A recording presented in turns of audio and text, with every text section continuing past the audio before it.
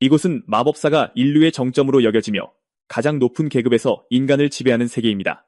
하지만 마법사들이 마법서 뒤에 숨어있는 연약한 마법 시전자인 보통의 세계와는 달리 이 세계의 마법사들은 단 하나의 주문으로 도시 전체를 초토화시킬 수 있는 순수 혈통의 전사, 귀족, 이 두 계급 모두 마법의 힘을 가지고 있지만 그들 사이에는 매우 근본적인 차이가 있습니다. 귀족은 옛날에 인간을 구하기 위해 지상의 강림한 자들의 직계 후손, 간단히 말해 프레이안이라 불리는 근친상간으로 태어난 왕족 괴짜들입니다. 반면 기사들은 세대를 거치며 평민과 피가 섞여 희석된 귀족들의 후손입니다. 플레이카들이 무엇이었고 왜 이 행성에 왔는가 하면 그들은 상상할 수 없는 힘과 속도를 지닌 거대한 괴물 베헤모스로부터 인류를 구하려고 했습니다. 베헤모스는 혼자서 군대 전체를 찢어버릴 만큼 이 괴물들을 막을 수 있는 유일한 존재는 마법사들 뿐입니다. 왜냐하면 이 시대의 재래식 무기로는 그들의 몸에 흠집조차 낼 수 없기 때문입니다. 그 괴물 중 하나가 우연히 알덴무어라는 마을 근처에서 목격되었는데 촌장인 롭스 할아버지라 불리는 풍채 좋은 노인이 마을 사람들에게 숲에 들어가지 말고 밤에는 문과 창문을 잠그라고 경고하는 모습이 보였습니다. 마을이 그 괴물에게 공격당할 가능성이 매우 높았기 때문입니다. 이 위협에 대처할 계획으로 그는 이미 왕국의 마법사 길드에 연락했다고 모두를 안심시켰습니다. 길드에서는 강력한 마법사가 곧 마을에 도착해 그 괴물을 처치해 주기로 약속했다고 합니다. 그건 다행이었지만 마을 사람들을 괴롭히는 다른 것이 있었습니다. 하자릴 언덕에 혼자 사는 투란이라는 이름의 양치기였습니다. 장면은 풀밭에 누워 주위에서 양들이 풀을 뜯고 있는 한 소년에게로 전환됩니다. 그리고 이 소년이 바로 우리의 주인공으로 계속해서 똑같은 지루한 일을 반복하는 것에 지쳐 있습니다. 할 일도 없고 말할 사람도 거의 없어서 그는 말하는 법조차 잊어버릴까 두려웠습니다. 바로 그때 한 노인의 목소리가 그를 부르는 것을 들었습니다. 소리가 나는 쪽으로 돌아보니 그에게 위험을 경고하러 왔던 바로 그 노인이었습니다. 하지만 그의 말투로 보아 두 사람 모두 서로를 그다지 좋아하지 않는 것 같았습니다. 알고 보니 그럴 만한 아주 좋은 이유가 있었습니다. 몇 년 전에 엉망인 일이 하나 있었습니다. 투란의 어머니가 갑자기 병으로 쓰러졌을 때 이 늙은이가 그가 어리다는 사실을 이용해 그의 유산 절반과 모든 양을 차지하려고 했습니다. 그 때문에 소녀는 마을 사람들 앞에서 달콤한 말로 성인인 척하는 이 탐욕스러운 자식을 절대 용서하지 않았습니다. 그가 얼마나 썩었는지는 오직 소년만이 알고 있었기 때문입니다. 그 모든 험한 말을 듣고 노인은 마침내 이성을 잃고 어설픈 변명으로 반격하려 했습니다. 하지만 테로는 그저 늙은이를 쏘아보며 닥치라고 말하고 자기 시간을 낭비하는 이유를 물었습니다. 네. 그 눈빛은 노인을 지리게 할 만큼 충분했고 그래서 그는 바로 본론으로 들어가 이 근처에서 괴물이 목격되었다고 말하며 조심하라고 했습니다. 하지만 우리 주인공은 그런 것에 전혀 신경 쓰지 않았고 할 말이 그게 전부라면 떠나라고 노인에게 말했습니다. 노인은 놀랐습니다. 이 모든 양들과 혼자 산다는 사실 때문에 그가 그 괴물의 가장 쉬운 표적이었기 때문입니다. 그는 곧 흥미를 잃고 마법사가 곧 그 생물을 퇴치하러 올 예정이니 이 모든 혼란이 해결될 때까지 조심하라고 말했습니다. 그리고 떠나기 직전 노인은 소년에게 자기가 여기 온 유일한 이유는 그를 걱정해서라고 말했습니다. 하지만 우리 주인공은 그 말을 조금도 믿지 않았고 진짜 이유는 이 모든 양들이 걱정돼서가 아니냐고 물었습니다. 결국 그에게 무슨 일이 생기면 그가 양들을 차지하는 것을 막을 사람이 아무도 없을 테니까요. 그래. 아니, 노인은 그 말을 받아들이지 않았지만 우리 주인공은 입냄새가 너무 심해서 코가 썩을 것 같으니 꺼지라고 차분하게 말했습니다. 더 할 말이 없자 늙은이는 그냥 돌아서서 떠났습니다. 몇 시간 후 우리의 주인공은 곧 방문하기로 한 마법사에 대한 노인의 말을 떠올리며 농장으로 돌아가고 있었습니다. 그는 마법사가 도착하면 만나러 가야 할지 고민했습니다. 어머니에게서 들은 마법사들의 힘에 대한 이야기 덕분에 그 자신도 마법사의 열렬한 팬이었기 때문입니다. 항상 직접 마법사를 만나고 싶어 했습니다. 바로 그때 그가 그런 생각을 하고 있을 때 코에 갑자기 금속성 냄새가 스쳤습니다.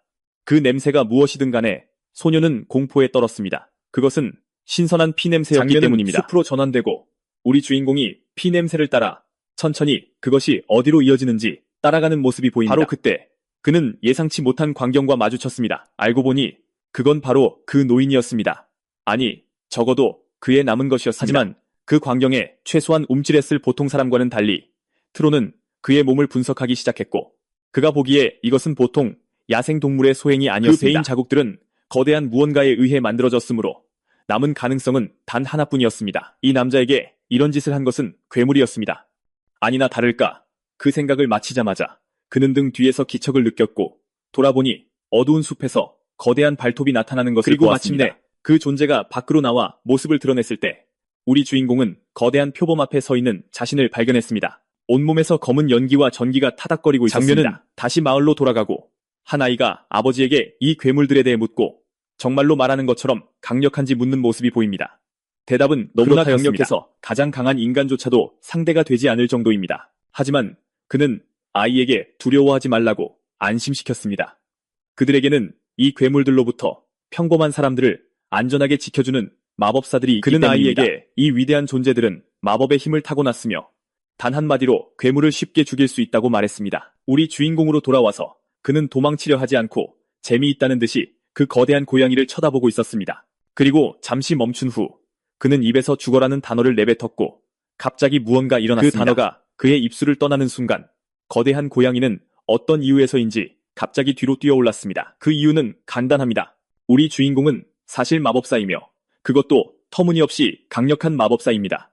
하지만 그것은 오직 그만이 아는 사실입니다. 이번에는 그 단어 하나만으로는 그 녀석을 산산조각 낼 수 없었고 그것은 그에게 새로운 경험이었습니다. 그 생물은 기회를 틈타 다시 한번 소년에게 달려들었지만 우리 주인공은 그저 멈춰라고 외쳤고 거대한 괴물은 즉시 피해서 그의 뒤에 나타났습니다.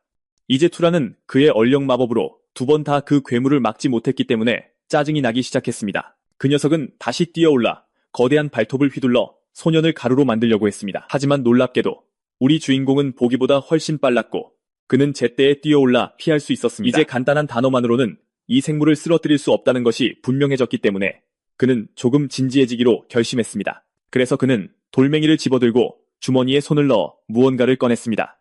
그것은 바로 투석기였고 그는 돌멩이를 투사체로 만들어 그 생물의 머리를 박살낼 계획이었습니다. 괴물은 소년의 계획을 알아차리고 그에게 다시 달려들었습니다. 하지만 그때는 이미 우리 주인공이 자세를 잡았고 얼령 마법을 사용해 돌을 더욱 단단하게 만든 후 다른 명령을 더해 더 빠르게 만들었습니다. 그리고 마침내 괴물의 몸을 꿰뚫기 위해 밀도를 높이라는 마지막 명령을 내리고 그것을 휘둘렀습니다. 쾅! 그 작은 돌멩이는 괴물의 머리를 향해 날아가는 대포알로 변했습니다. 그리고 그 생물은 총알처럼 자신을 꿰뚫는 것에 고통스럽게 포효하는 모습이 보였습니다. 하지만 사실 관통하지는 못했습니다. 그 생물은 마지막 순간에 머리를 피하는 데 성공했고 그 빠른 판단 덕분에 두개골을 지킬 수 있었습니다. 이제 우리 주인공에게는 더 이상 방법이 없자 그 녀석은 더 이상 시간을 낭비하지 않고 이 전투를 끝내기 위해 다시 한번 그에게 달려들었습니다. 하지만 그 녀석이 몰랐던 것은 우리 주인공이 아직 끝나지 않았다는 것이었습니다. 이 모든 것이 처음부터 그의 계획이었고 진짜 무기는 내내 그 생물의 머리 바로 위에 있었습니다. 그리고 그 멍청한 녀석이 사정거리에 들어오자마자 쾅! 그것이 추락하며 두개골을 곧장 박살냈고 그 결과 뇌가 사방에 흩뿌려졌습니다. 그리고 순식간에 그 생물의 생명 없는 몸이 소년 앞에 쓰러지자 온 장소가 고요해졌습니다. 이야기는 8년 전 우리 주인공이 어렸을 때로 거슬러 올라갑니다. 10살 때 그는 갑자기 자신의 힘을 각성했고 평범한 아이는 할 수 없는 일들을 할 수 있다는 것을 깨달았습니다. 그는 너무 기뻐서 오늘 배운 것을 어머니에게 보여주기로 결심했습니다. 하지만 어머니의 반응은 그가 예상했던 것이 아니었습니다. 왜냐하면 평생 처음으로 어머니가 자신에게 화내는 것을 보았기 때문입니다. 하지만 그녀는 재빨리 평정을 되찾고 중요한 것을 말해줄 때가 되었다며 아이에게 따라오라고 했습니다. 하지만 그 전에 그녀는 단 한 가지 질문이 있었습니다. 그래서 그녀는 그가 자신과 함께 살고 싶은지 물었고 아이는 그렇다고 대답했습니다. 그러자 여자는 그에게 다시는 누구 앞에서든 자신의 힘을 사용하지 않겠다고 맹세하게 했습니다. 아이가 이유를 묻자 그녀는 귀족과 기사에 대한 옛 이야기를 상기시켜 주었습니다. 그리고 놀랍게도 그녀는 그의 아버지가 기사였고 그가 사용하던 힘은 아버지에게서 물려받은 것이라고 밝혔습니다. 하지만 그것은 좋은 일이 아니었습니다. 그녀에 따르면 기사들을 노예처럼 부리는 사악한 귀족들이 많았고 그녀는 그가 얼마나 특별한지 알아채기를 원하지 않았기 때문입니다. 우리 주인공은 그 시절을 회상하며 수년간 그 약속을 지켜왔고 앞으로도 무슨 일이 있어도 그렇게 할 계획이라고 생각하고 있었습니다. 바로 그때 그가 그런 생각을 하고 있을 때 문을 두드리는 소리가 들렸고 그는 누구인지 확인하러 걸어갔습니다. 그러자 못생긴 남자가 어떤 이유에서인지 그를 쏘아보고 있었습니다. 소동을 벌이기에는 너무 이른 시간이었고 소녀는 방문 이유를 물었습니다. 알고 보니 이 사람들은 그를 반죽음으로 만들고 재판을 위해 끌고 가려고 온 것이었습니다. 그리고 여러분은 그가 온 마을을 그 괴물로부터 구한 후에 어떤 재판을 받게 되었는지 궁금해할 것입니다. 제가 말씀드리죠. 이 사람들은 그 노인을 죽인 혐의로 소년을 비난하고 있었습니다. 네, 우리 주인공은 이런 일이 일어날 것이라고 예감했지만 그럼에도 불구하고 그는 두려워하지 않았습니다. 대신 그는 자신의 부끄러움을 숨기기 위해 그에게 누명을 씌우는 겁쟁이 무리를 향해 소리쳤습니다. 남자들의 질문에 소년은 그들이 진실을 인정하기 너무 부끄러워서 노인의 죽음을 자신에게 뒤집어 씌우려 한다고 말했습니다. 마을의 힘센 젊은이들 대신 한 노인이 마을을 떠나 외로운 양치기 소년에게 괴물에 대해 경고하러 갔던 것입니다. 왜냐하면 마을 남자들은 너무 겁이 많아서 숲에 들어갈 엄두를 내지 못했고 이것을 누구에게도 인정하고 싶지 않았기 때문입니다. 그들은 괴물이 아닌 사람이 그 노인을 해치웠다는 이야기를 꾸며냈습니다.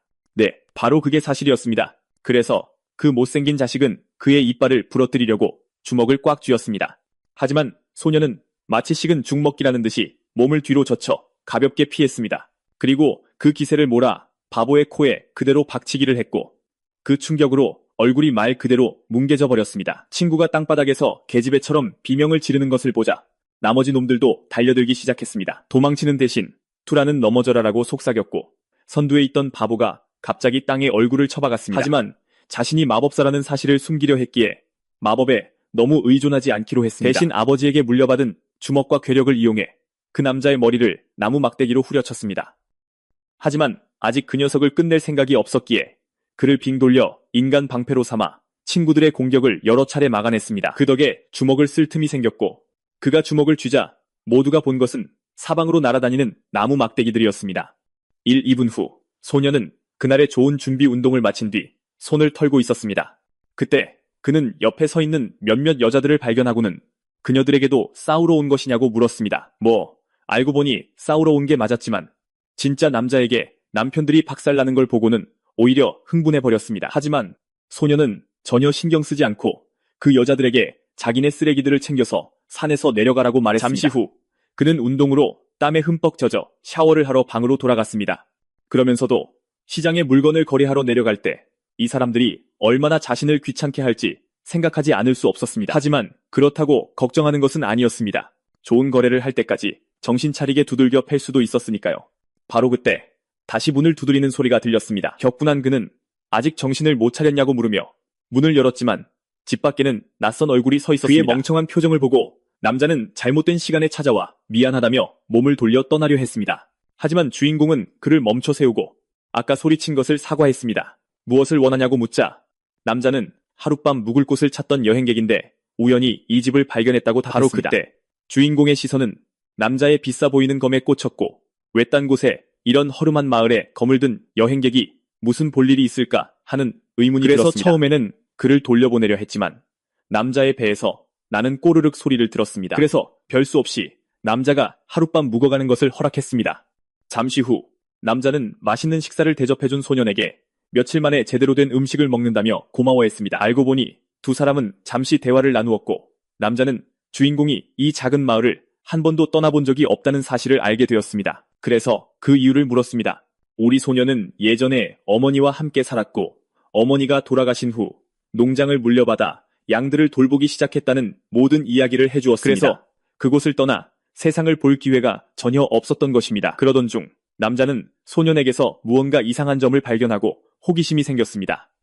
그래서 그는 부모님에 대해 물었습니다.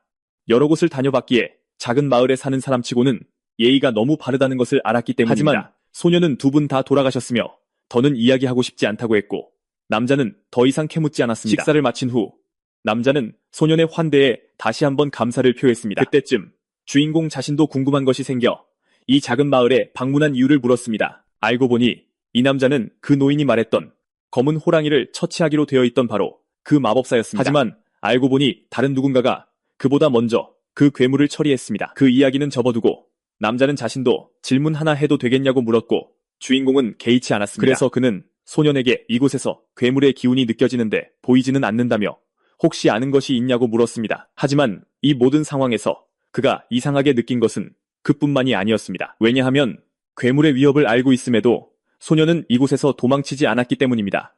중심가에서 이렇게 멀리 떨어져 살아 괴물의 첫 번째 표적이 될 텐데도 말입니다. 그리고 그래서 이 마을을 떠나본 적 없는 양치기치고는 지나치게 용감해 보인다는 사실이 그를 계속 신경 쓰이게 했습니다. 그리고 할 말을 마친 후 그는 소년에게 모두에게 무엇을 숨기려 하냐고 물었습니다. 하지만 거의 즉시 그의 얼굴에 다시 미소가 떠올랐고 그는 장난을 쳤다며 소년에게 사과하고는 그냥 농담이었으니 기운 내라고 말했습니다. 그가 그렇게 말해서 다행이었습니다.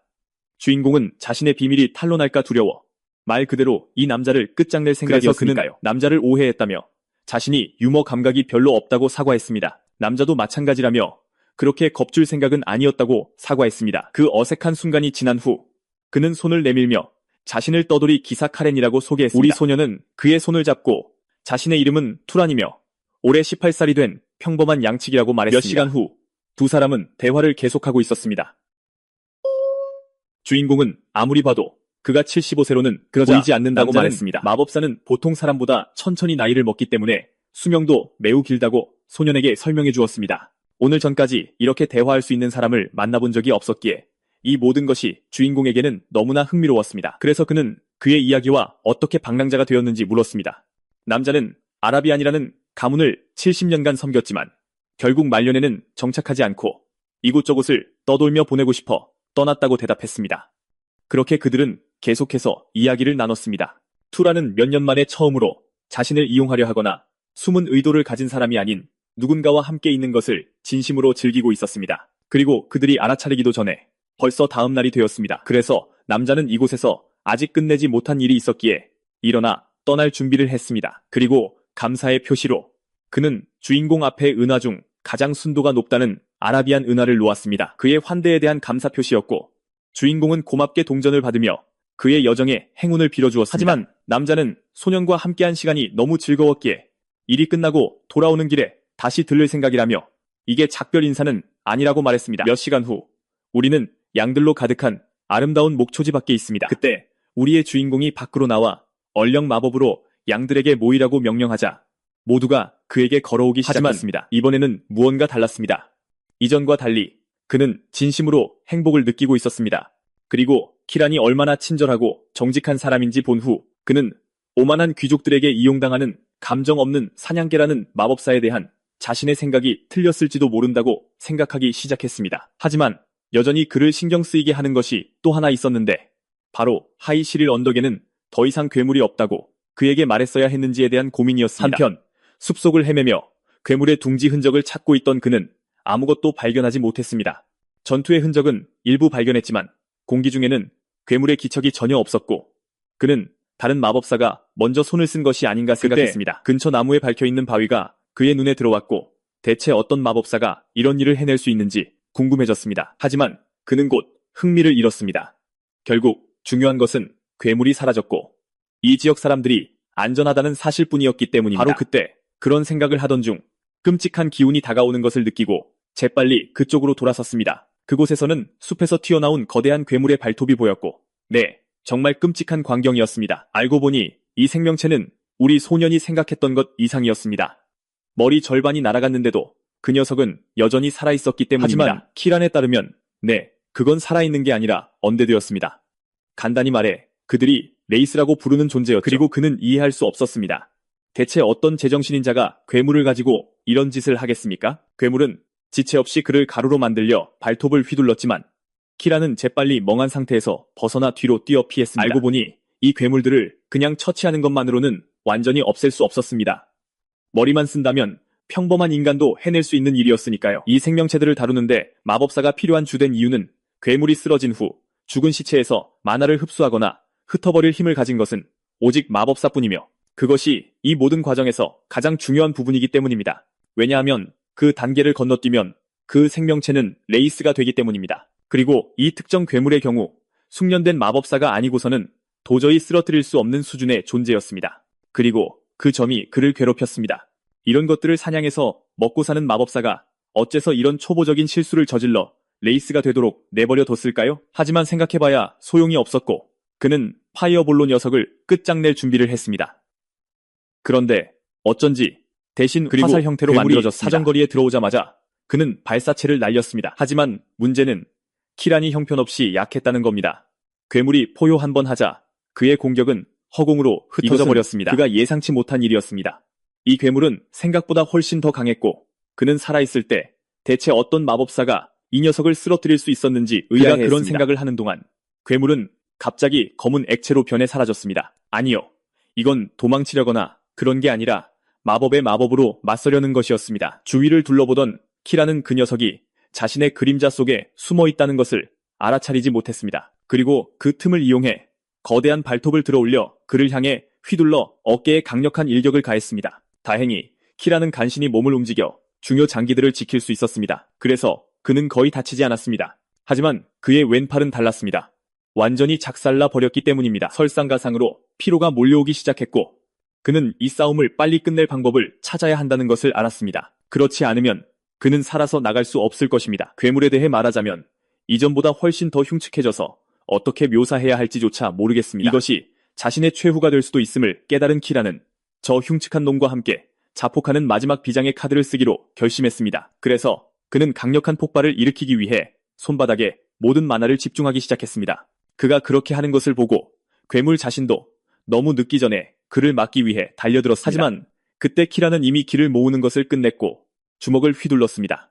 그리고 양쪽이 막 충돌하려는 순간 이상한 일이 벌어지기 시작했습니다. 푸른 빛이 날아와 괴물의 거대한 팔을 강타했고 팔은 몸에서 그대로 뜯겨나갔습니다. 자신이 흠집조차 낼 수 없었던 괴물이었기에 키오라는 명백히 놀랐다.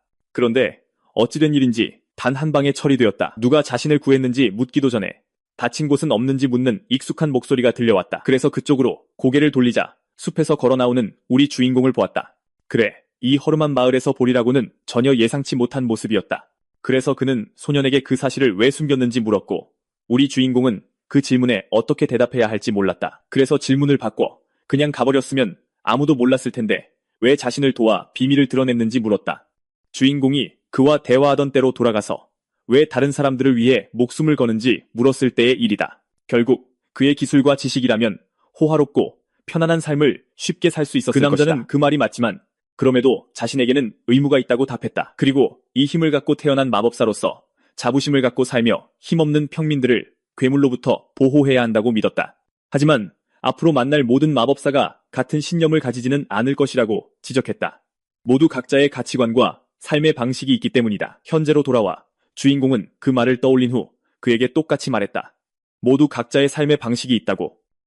바로 그때 그가 그 말을 하자 폭발이 그곳을 뒤흔들었고 둘은 때맞춰 뛰어 피했다. 이럴 수가. 그 빌어먹을 놈은 생각보다 훨씬 즐겼다. 그래서 카이레는 그 괴물은 둘 다 감당할 수 없는 수준이니 도망치라고 소년에게 말하고 여기서 본 것을 마을 사람들에게 전해 귀족을 부르라고 했다. 그런 것을 막을 힘은 귀족에게만 있기 때문이다. 자신은 최대한 시간을 벌어보겠다고 했다. 멋져 보이려고 영웅적인 말을 했지만 오래 버틸 자신은 없었다. 그래서 그의 계획은 같았다. 자신의 몸으로 괴물을 폭파시켜 그걸로 막을 수 있기를 바라는 것이었다. 하지만 놀랍게도 그럴 필요가 없다는 소년의 말을 들었다. 혼란스러워하며 그 남자는 무슨 말이냐고 물었다. 그래. 그는 바로 그 자리에서 눈앞의 소년이 마지막 공격에서 힘을 아꼈다는 것을 깨달았다. 이는 전혀 말이 되지 않았다. 여러 귀족조차 맞서기를 2번 생각할 괴물을 산속에 숨어 지내는 젊은 기사가 어떻게 그리 자신있게 처리할 수 있단 말인가? 소년의 능력을 본 베테랑 기사 키온의 생각은 빠르게 돌아가기 시작했다. 그가 목격한 것은 이친 마을에서의 우연한 만남이 아니었고 귀족에게서 도망친 젊은 기사의 무모한 허세도 아니었기 때문이다. 서 있는 것은 위대한 무언가의 시작이었으며 마법사들의 세계를 뒤집어 놓을 운명을 지녔기에 자신이 얼마나 멀리 갈지 전혀 모르는 성장 중인 마법사였다. 제가 평소에 이런 말 잘 안 하는데 이거 진짜 최고라고 생각하는 사람 또 없나요? 읽기만 해도 소름이 돋네요. 어쨌든 소녀는 이 모든 상황에 정말 신이 났다. 오늘 전까지는 마음껏 실력을 발휘할 기회가 없었기에 자신의 힘의 한계가 궁금했다. 그 괴물이 장난이 아니었기에 혼자 상대하게 둘 생각은 없었다. 그가 말을 끝내기도 전에 괴물의 거대한 발톱이 이미 그의 얼굴 옆에 있었고 그가 막 곤죽이 되려던 찰나 우리 주인공이 또 다른 바위로 그놈을 박살냈다. 그 순간 키에라는 자신이 지금은 그저 짐 덩어리에 불과하다는 것을 깨달았다. 만약 방금 소년이 그놈을 막지 않았다면 그는 피웅덩이에 누워 있었을 테니까. 그래서 결국 그는 뒤로 물러나 소년의 길을 막지 않고 그가 무엇을 할 수 있는지 지켜보기로 결심했다. 이 모든 상황에서 뭔가 이상한 점을 눈치챘다. 아무리 그 괴물을 공격해도 전혀 피해를 주지 못하는 것 같았다. 그때 물리 공격으로는 망령을 죽일 수 없다는 키온의 목소리가 들렸다. 놀란 소녀는 그렇다면 어떻게 해야 하냐고 물었고 대신 불을 사용하라는 남자의 말을 들었다. 우리 주인공은 시키는 대로 괴물의 어깨에 불을 일으켜 막아보려 했다. 하지만 역시나 아무 일도 일어나지 않았다. 그놈은 계속 전진했다. 이 모든 장면을 지켜보며 카로는 대체 무슨 일인지 의아해할 수밖에 없었다. 망령을 다루는 법은 마법사들 사이에서는 기본 상식이었기 때문이다. 하지만 어째서인지 이 소녀는 아무것도 모르는 것처럼 행동하고 있었다. 그리고 마침내 그는 깨달았다. 투란이 이 괴물을 처치하고 그대로 둬서 망령으로 변하게 했다는 것을. 이는 눈앞의 소년이 평생 만화를 흡수해본 적이 없다는 뜻이었다. 그건 정말 터무니없는 일이었다. 어떻게 괴물에게서 만화를 흡수해본 적 없는 사람이 그렇게 강력한 마법을 가질 수 있단 말인가? 생각만 하고 있을 때가 아니었기에 그는 소년에게 손에 화염구를 만들어 괴물에게 던지라고 소리쳤다. 그 말을 듣고 테로는 즉시 행동에 옮겼지만 카움은 이게 성공할지 확신하지 못했다. 물체에 불을 붙이는 건 쉬워도 손에 구현하는 것은 완전히 다른 차원의 일이었기 때문이다. 원소를 제어하려면 수년간의 훈련과 통제가 필요했으니까. 그래. 아니, 우리 주인공에겐 그 어떤 것도 필요 없었다. 첫 시도에 손에 불을 소환했을 뿐만 아니라 완벽하게 해냈기 때문이다. 그리고 쾅! 그는 그것을 던져 괴물의 얼굴에 정통으로 맞췄다. 그 공격은 효과가 굉장했다. 괴물은 고통에 몸부림치기 시작했다. 그리고 그들이 알아채기도 전에 그놈은 불을 끄려고 땅바닥을 뒹굴고 있었다. 괴물이 뭘 하려는지 깨달은 카라는 소년에게 불이 꺼지지 않도록 계속 만화를 쏟아부으라고 소리쳤다. 다시 돌아오지 못하게 그 괴물의 모든 것을 태워버려야 했기 때문이다. 그곳은 온통 고요해졌고 괴물의 새까맣게 탄 몸에서 타닥거리는 소리만 들려왔다. 피에라는 믿을 수 없다는 듯이 그 광경을 멍하니 바라보고 있었다. 귀족조차 다루기 힘들어할 괴물을 풋내기 양치기가 혼자서 해치웠다는 것을 믿을 수 없었다. 소녀는 아무렇지도 않은 듯 그에게 몸을 돌려 이제 다 끝난 거냐고 물었다. 생각에서 벗어난 그는 소년에게 아직 해야 할 아주 중요한 단계가 하나 남았다고 말했고 그것은 바로 괴물의 만화를 흡수하는 것이었다. 그렇지 않으면 다시 살아날 가능성이 있었다. 하지만 우리 주인공은 그걸 어떻게 하는지 전혀 몰랐기에 그는 몸속으로 무언가를 흡수한다고 상상하라고 지시했다. 그래서 우리 주인공은 그대로 했다. 그리고 얼마 지나지 않아 녹색 안개가 괴물의 몸에서 새어나오기 시작했고 그의 손바닥을 통해 우리 주인공에게로 들어가기 시작했다. 바로 그 순간 그는 핏줄을 타고 흐르는 갑작스러운 힘의 파동을 느꼈고 이것은 그가 전에 한 번도 느껴보지 못한 것이었다. 키에라는 소년의 표정을 보고 만화를 흡수하는 것이 이번이 처음이라는 것을 확신했고 직접 눈으로 보고도 믿기 힘들었다. 그리고 모든 조각을 맞춘 후 그는 한 가지 깨달음에 도달했다. 그래서 확인하기 위해 그는 소년을 부르며 고개를 살짝 숙이고 어느 귀족 가문 소속인지 물었다. 처음에 소년은 그 남자가 무슨 말을 하는지 전혀 몰랐다. 하지만 잠시 침묵한 후 그는 입을 열어 팔의 상처를 빨리 어떻게든 하지 않으면 과다출혈로 죽을 거라고 말했다. 시간이 흘러 둘은 돌아왔고 카오라는 온몸에 붕대를 감고 있었다. 그는 여전히 우리 주인공이 평화롭게 살기 위해 이곳에 숨어있는 귀족 가문 출신이라고 확신했다. 그래서 그는 이전의 무례함과 이 모든 고생을 겪게 한 것에 대해 사과했다. 그때쯤 우리 주인공은 남자가 자신을 대하는 방식에 정말 짜증이 나고 있었다. 그래서 그는 자신이 고귀한 사람이 아니니 귀족처럼 대하지 말라고 상기시키고 그냥 양치기 소년이라고 부르라고 제안했다. 사과했지만 여전히 그와 같은 마법사가 왜 이 허름한 농장에서 세월을 낭비하고 있는지 궁금했다. 이번에는 주인공이 솔직하게 털어놓기로 하고 이것이 돌아가시기 직전까지 어머니의 부탁이었다고 말했다. 카오라는 왜 그녀가 그런 부탁을 했는지 이해할 수 없어 소년에게 물었다. 우리 주인공은 그녀가 몇 년 전 자신에게 했던 똑같은 말을 남자에게 전했다. 마법사들은 자신들의 이익을 위해 그들을 이용하는 귀족들의 도구에 불과하다고. 그리고 목적이 달성되면 그들은 버려진다고. 놀랍게도 남자는 그 견해에 동의하며 그의 어머니가 현명한 분이었다고 말했다. 소녀는 어머니가 과부하는 부모라는 식의 말을 들을 줄 알았기에 놀랐다.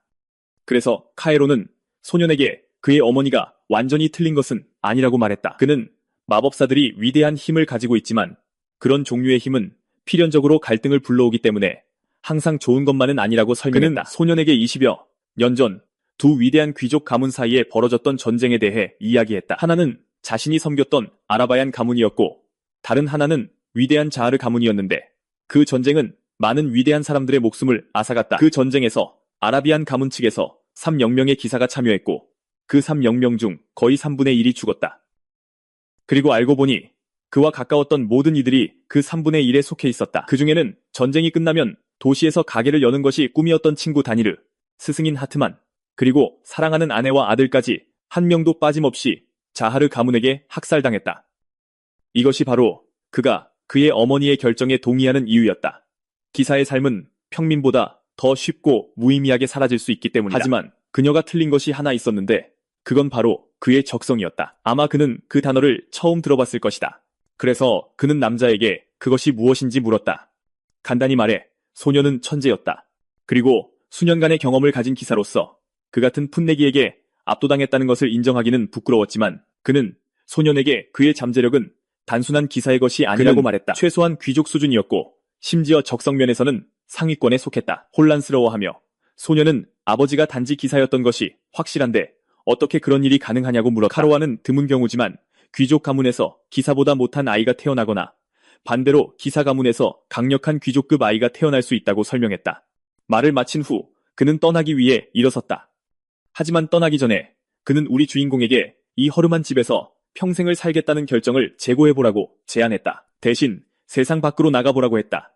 주인공이 이유를 묻자 카에로는 이 세상은 더 많은 귀족과 기사를 절실히 필요로 한다고 대답했다. 그 이유는 인간이 아직 이 세상의 완전한 주인이 아니기 때문이었다. 알고 보니 수천 년 전 이 행성에는 인간만이 존재했던 유일한 종족이 아니었습니다. 다른 종족들도 있었지만 그들이 저지른 어떤 일 때문에 벌을 받고 쫓겨났지만 완전히 전멸하지는 않았습니다. 그리고 그 종족들의 남은 자들은 끊임없이 이 세상을 감시하며 다시 일어설 기회를 엿보고 있습니다. 그리고 지금 자신들의 목적을 잊은 귀족들이 서로 싸우기 바쁜 이 시대에 균형이 깨지기 시작했고 바로 그 때문에 이 시대는 그와 같이 강하고 친절한 귀족을 절실히 필요로 합니다. 여러 이유 중 하나일 뿐이죠.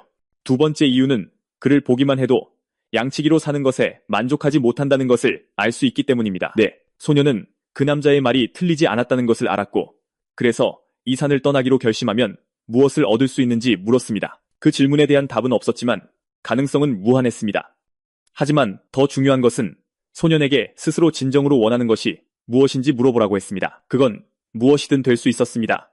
부, 명성, 권위, 가족, 혹은 우정까지도요. 혹은 자신처럼 미지의 세계로 모험을 떠나 사람들을 위협하는 괴물들을 처치하는 단순한 방랑자가 되기를 바랄 수도 있었습니다. 그 후 그는 돌아서서 소년에게 자신이 한 말을 잘 생각해보라고 말했습니다. 왜냐하면 그는 위대한 가문에 입양되어 권력의 길을 걸을 잠재력이 있었기 때문입니다. 그가 막 떠나려 할 때 멈춰달라는 우리 소년의 목소리를 들었습니다. 알고 보니 우리 소년은 그의 말에 동의했습니다. 현재의 삶에 만족하지 못했고 하루 종일 양을 치는 것보다 더 흥미로운 것을 원했기 때문입니다. 바깥 세상에 대해 훨씬 더 궁금해졌고 자신의 눈으로 직접 미소를 지으며 키어러는 소년에게 올바른 결정을 내렸다고 말하며 그가 할 수 있는 모든 방법으로 그를 지원하겠다고 확신시켜 주었습니다. 하지만 먼저 그의 혈통 능력에 대해 알고 싶어 했지만 우리 소년은 그게 뭔지 전혀 몰랐습니다. 키어러는 사과하며 그것은 귀족이 태어날 때 각성하는 특별한 것으로 조상으로부터 물려받는 특성과 같다고 설명했습니다. 그리고 이 능력은 또한 귀족을 기사와 구별짓는 것이기도 합니다. 그는 유난히 시전하기 쉬운 주문이 있는지 혹은 마법을 사용하지 않아도 되는 뛰어난 능력이 있는지 물었습니다. 우리 주인공은 평범한 사람에 비해 훨씬 강했기 때문에 그것일 수 있는지 물었지만 답은 아니오였습니다. 만화를 가지고 있는 것만으로도 마법사의 신체 능력이 강해질 수 있기 때문입니다. 우리 소녀는 그에게 자신의 유난히 예리한 후각과 마법으로 돌을 조종하는 능력에 대해 말했습니다. 네, 키어러는 그것에 대해 확신하지 못했습니다. 돌 던지기에 관해서는 그것은 꽤 흔한 특성이었기 때문에 혈통 능력으로 여기기 어려웠고 그래서 그는 소년에게 계속해서 다른 할 수 있는 것이 무엇인지 말해달라고 했습니다. 네, 그가 말을 마쳤을 때 그는 어떤 이유에서인지 키어런의 표정이 변하는 것을 알아차렸고 알고 보니 모든 것이 괜찮지 않았습니다. 왜냐하면 그는 마침내 그의 능력이 어느 가문과 가장 가까운지 알아냈기 때문입니다. 추적자 또는 사냥꾼으로 알려진 위대한 가문 자하르, 그의 아내와 아이를 살해한 바로 그 가문이었습니다. 소녀는 그것에 어떻게 반응해야 할지 몰랐고 자신이 적대 가문에 속한다는 것을 깨달은 후 그 남자가 갑자기 우울해 보이는 사실이 상황을 더욱 악화시켰습니다. 하지만 침묵을 지키는 것이 상황을 더 악화시킬 뿐이라는 것도 알고 있었기에 그에게 일어난 일에 대해 사과해야 할지 고민했습니다. 하지만 그가 그러기 전에 그 남자가 자신의 이름을 부르는 것을 들었습니다. 그리고 그가 대답하자 남자는 소년의 어깨를 두드리며 그런 표정 짓지 말라고 말했습니다. 그는 그때 일어난 일과 아무 관련이 없었기 아직 때문입니다. 어린아이이며 이 문제는 어른들 사이의 일이라고 설명했습니다. 그로서는 피를 피로 씻는 것이 아무것도 해결하지 못할 것이라고 믿었습니다. 오히려 더 많은 유혈 사태를 낳을 뿐이라고요. 우리 소녀는 남자에게 지금 그의 결정을 후회하는지 물었지만 그는 무슨 말을 하는지 몰랐습니다. 그래서 우리 소녀는 언덕을 내려가 힘을 키우라고 말한 그의 결정에 대해 말했습니다. 남자는 그가 그렇게 한다면 필연적으로 자하르 가문에 합류하게 될 가능성이 매우 높다는 데 동의했습니다. 결국 그와 같은 천재는 한 세대에 한 번 나타날 뿐이니까요. 하지만 그럼에도 불구하고 그는 그의 인품을 믿었습니다. 그는 소년에게 자신의 목숨을 구해주었고 심지어 그 앞에서 자신의 비밀을 밝히기로 선택함으로써 모든 것을 걸었다는 것을 상기시켰습니다. 그래서 그는 소년이 좋은 아이라 믿었고 그렇기 때문에 그가 자하르 가문에 들어가는 것이 좋은 일이라고 생각했습니다. 왜냐하면 그와 같은 사람이 그 안에서 높은 지위에 오르면 또 다른 끔찍한 전쟁이 다시 일어나는 것을 막는데 도움이 될 수도 있기 때문입니다. 그럼에도 미래가 어떻게 될지는 아무도 몰랐기 때문에 그가 자하르 가문에 합류하게 될지 아닐지 확실히 알 방법은 없었습니다. 바로 그때 우리 주인공은 남자에게 멈춰달라고 요청했고 그가 돌아섰을 때 소년이 이 산을 내려가 새로운 목적을 찾겠다는 결심이 이전보다 훨씬 더 굳건해졌다고 말하는 것을 들었습니다. 하지만 그 전에 그가 처리해야 할 중요한 일이 하나 있었는데 그것은 부상이 나을 때까지 기다리는 것이었습니다. 즉, 둘 다 어디에도 가지 못한다는 뜻이었습니다. 그들은 다시 집으로 돌아왔습니다. 노인이 우리 주인공에게 마법의 기초를 가르치면서 소년에게 만화는 마법사에게 가장 중요한 것이며 몸에 저장할 수 있는 만화의 양이 전반적인 힘을 결정한다고 말했습니다. 소년에게 마법이나 주문 시전의 난이도는 크게 세 가지 요인에 의해 결정된다고 말했습니다. 첫째는 혈통, 둘째는 친화력, 그리고 셋째는 인과율입니다. 첫 번째 것은 마법사가 태어날 때부터 가지고 있는 것이기 때문에 거의 모든 사람에게 고정되어 있으며 기사가 아닌 귀족에게만 존재합니다. 혈통에 대해 더 설명하기 위해 그는 자신의 팔을 보여주며 이런 상처를 치료하는 것이 얼마나 쉬운지 물었고 우리 소녀는 전혀 쉽지 않다고 대답했습니다. 그래서 그는 남쪽의 레비스타 혈통에 대해 말해주었습니다. 그들의 혈통은 어떤 훈련이나 노력 없이도 이런 상처를 치유할 수 있게 해준다고요. 그것이 바로 혈통의 힘입니다. 그 부분을 이해한 후 그는 친화력에 대해 물었습니다. 소년이 쉽게 이해할 수 있도록 그는 예전에 그 괴물과 싸울 때 아무런 노력 없이 화염구를 만들어냈던 것을 상기시켰습니다. 그것은 그의 화염 공격에 대한 마법 친화력이 높았기 때문입니다. 마지막으로 인과율에 관해서는 그 역시 완전히 이해하지 못했기 때문에 설명하기 어려운 것이었습니다. 그래서 그는 소년에게 질문을 던졌습니다. 만약 만화를 사용해서 누군가를 지우려고 한다면 어떻게 될까? 무슨 일이 일어날 것 같으냐고요. 그러자 소년은 손에서 빛이 좀 나고 그걸로 끝일 거라고 대답했습니다. 남자는 그게 바로 문제라고 말했습니다. 무언가 일어나기를 바라는 것만으로는 일어나지 않기 때문입니다. 실제로 그것을 유발하는 무언가가 필요합니다. 원인이 없으면 결과도 없습니다. 그리고 하려는 일이 클수록 더 적절한 원인이 필요합니다. 소년은 잠시 생각하더니 이제 인과율을 조금 이해한 것 같다고 말했습니다. 만약 누군가를 죽이고 싶다면 그저 만화를 태우고 그들이 죽기를 기대할 수는 없습니다. 불꽃을 만들어 그 불꽃으로 죽이는 것처럼 죽음으로 이어지는 실제적인 원인이 필요할 것입니다. 왜냐하면 불을 만들어 쏴서 누군가를 공격하는 것이 더 자연스럽기 때문입니다. 그래, 여러분이 제 설명을 이해했는지 모르겠지만 인과율은 그렇게 작동합니다. 마법을 사용해 불이나 번개처럼 인체에 해를 끼칠 수 있는 것을 만들어내는 거죠. 그리고 이 사실은 평범한 인간이 아닌 마술을 상대하기 위한 것이었습니다. 왜냐하면 간단한 얼령 마법은 인간에게 쉽게 통하기 때문입니다. 그래서 우리 주인공은 남자에게 자신의 얼령 마법이 양들을 모으거나 명령을 내릴 때는 통하지만 왜 마수에게는 통하지 않는지 물었습니다. 남자는 그것들이 보통 동물에게는 없는 만화를 가지고 있기 때문이라고 대답했습니다. 그가 소년에게 그 모든 것을 설명하고 난 후 소년은 남자에게 자신의 특별한 혈통과 그것에 따르는 특성에 대해 물었습니다. 자르 혈통이 은신과 추적에 뛰어나다고 답하며 소년에게 직접 한번 해보라고 했습니다. 우리 소년은 눈을 감고 아무도 볼 수도 냄새 맡을 수도 존재를 감지할 수도 없도록 투명해지라고 스스로에게 말했습니다. 그렇게 생각하자마자 그의 몸은 하얀 안개에 휩싸이기 시작했고 몇 초 만에 소년은 방에서 완전히 사라졌습니다. 남자는 소년이 첫 시도에 성공한 것을 기뻐하면서도 이 소년이 얼마나 강력한지 깨닫고 약간의 두려움을 느꼈습니다. 게다가 이 기술은 그 시절의 불쾌한 기억을 떠올리게 했습니다. 우리 주인공은 주문을 풀고 다시 모습을 드러냈고 남자가 그 기술을 사용하는 사람을 본 지 오래되었으며 그때처럼 여전히 무섭다고 말하는 것을 들었습니다. 알고 보니 옛날에는 이것이 모든 아라비아 기사들이 두려워했던 단 하나의 능력이었습니다. 하지만 그는 소년에게 그것이 자신을 무적으로 만들어주지는 않을 것이므로 너무 의존하지 말라고 경고했습니다. 그래서 상황을 파악하고 그에 맞게 행동해야 했습니다. 하지만 화제를 바꿔 그는 그에게 몇 가지 마법 훈련 방법을 가르칠 준비를 했습니다. 하지만 우리 소녀는 적대 가문의 마법사에게 그렇게 많은 것을 가르치는 것이 좋은 생각인지 물었습니다. 남자는 그에게 이전에 했던 말을 상기시켰습니다. 그가 자신의 목숨을 구해주고 상처까지 치료해 주었다고요. 그리고 가장 중요한 것은 그의 인품을 믿는다는 것입니다. 이야기는 어떤 소식을 듣고 충격받은 못생긴 남자로 빠르게 넘어갑니다.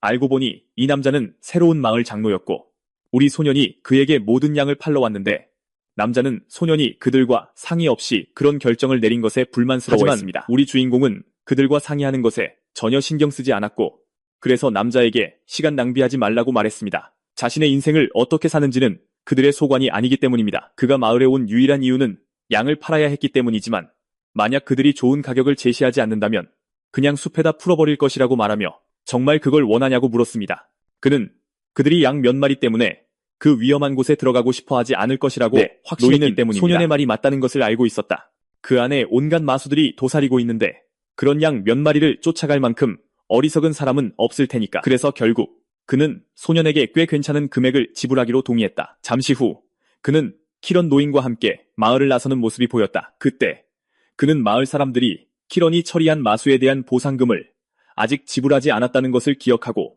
대신 받아다 주겠다고 제안했다. 노인은 어차피 받을 생각이 없었으니 신경 쓰지 말라고 말했다. 그리고 더 중요한 건 그 마수를 처리한 것은 자신이 아니라 소년이었기 때문이다. 그렇게 그들은 갈림길에 도착했고 그곳은 두 사람이 헤어져야 할 장소였다. 노인은 처리해야 할 자신만의 일이 있었기에 소년의 여정에 동행하기를 거절했기 때문이다. 하지만 소년은 불평하지 않고 그가 해준 모든 것에 대해 감사 인사를 전했다. 그리고 그렇게 두 사람은 언젠가 다시 웃는 얼굴로 재회하자는 마지막 소망과 함께 작별을 고했다. 소년은 멀어져가는 키런의 뒷모습을 말없이 지켜보았고 그 순간 그는 마침내 무언가를 깨달았다. 그 늙은 기사가 자신에게 존댓말을 쓰지 않기를 바랐던 이유를 말이다. 어머니의 애정을 받으며 자랐지만 마음속 깊은 곳에서 소년은 아버지 같은 존재를 갈망해왔다. 어떤 남자가 되어야 할지 본보기가 되어줄 사람을. 어쩌면 키런이 그가 오랫동안 기다려온 바로 그 롤모델이었을지도 모른다. 이야기는 사막으로 빠르게 전환된다. 모래 언덕을 가로지르는 외로운 형체가 보였는데 그 형체는 다름 아닌 우리 소년이었다. 그는 걷다가 마을을 오가며 물건을 사고 파는 행상인으로 보이는 두 사람과 마주쳤다. 그래서 그는 길을 묻기 위해 그 남자들을 기다렸다. 남자들은 자신들의 길을 막는 사람을 보고 놀라서 그의 신분을 물었다. 소년은 자신이 여행자라고 밝히고 가장 가까운 도시로 가는 길을 알려줄 수 있는지 물었다. 남자들은 자기들이 온 길을 계속 따라가면 물이라는 도시에 도착할 것이라고 알려주었다. 소년은 남자들에게 고맙다고 말하고 떠나려 했지만 그들 중 한 명이 갑자기 그를 멈춰 세우고 정보를 준 대가를 요구했다. 그래. 소년은 일이 어떻게 돌아갈지 직감했지만 그래도 무슨 말이냐고 남자에게 물었다. 역시 생각했던 그대로였다. 남자들은 칼을 꺼내들고 소년에게 가방을 벗으라고 말했다. 보아하니 이 사람들은 평범한 상인들이 아니었다. 그들은 또한 우리 주인공처럼 순진한 여행자들을 터는 도적질을 겸하고 있었다. 그들의 우두머리는 소년에게 이 황무지에서 무슨 일이 생겨도 아무도 모를 것이라며 가진 것을 전부 내놓으라고 그러고 제안했다. 나서 그는 소년에게 가방과 망토를 벗으라고 했다. 내 피로 더럽히고 싶지 않다면서. 네. 아니, 주인공은 그저 그 바보들에게 거절하면 어쩔 거냐고 물었다. 남자는 소년에게 강력한 마법사인 척 그만하고 좋게 말할 때 시키는 대로 하라고 말했다. 그가 말을 마치자마자 강력한 돌풍이 불어와 그들 모두를 땅에서 쓸어버렸다. 하지만 우리 주인공은 이 바보들을 키런에게서 배운 지식을 시험할 훈련용 인형 정도로 생각하고 있었다. 그리고 키런의 말이 맞았다. 이런 식으로 힘을 사용하니 마나가 훨씬 적게 소모되었다. 남자들은 아직 살아있었기에 무슨 일이 일어났는지 보려고 다시 일어서기 시작했다. 하지만 소녀는 아직 끝나지 않았다. 이제 물을 다룰 차례였다. 그는 자신의 힘을 이용해 그 액체를 꿰뚫는 무기로 만들었다. 하나가 아니라 여러 개로. 그리고 그의 첫 번째 목표는 좀 전까지 거들먹거리던 저 뻐드렁니 바보였다. 다음 장면, 모동가. 역시 이건 이제 공식적으로 제가 가장 좋아하는 이야기 10위 안에 들었습니다. 이 녀석 장난이 아니다. 그 바보를 처리한 후 그는 목숨을 구걸하기 시작한 우두머리에게로 돌아섰다. 하지만 사실 그는 소년의 주의를 끌어 친구들이 기습할 틈을 만들어주고 있었다. 그런 한심한 속임수가 그에게 통할 리가. 그는 그저 발을 들었고 쾅!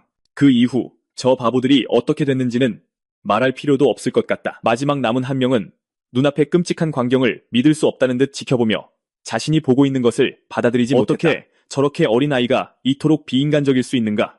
하지만 우리 주인공은 글을 끝낼 생각은 서두르지 않고 먼저 몇 가지 질문을 하기로 했다. 그리고 그의 첫 질문은 왜 계획도 없이 자신을 공격했냐는 것이었다. 어쨌든 그는 혼자 여행하는 사람이니까. 그러니 혼자 여행하기로 선택한 마법사일 가능성이 매우 높았다. 그리고 그 대답은 이상했다.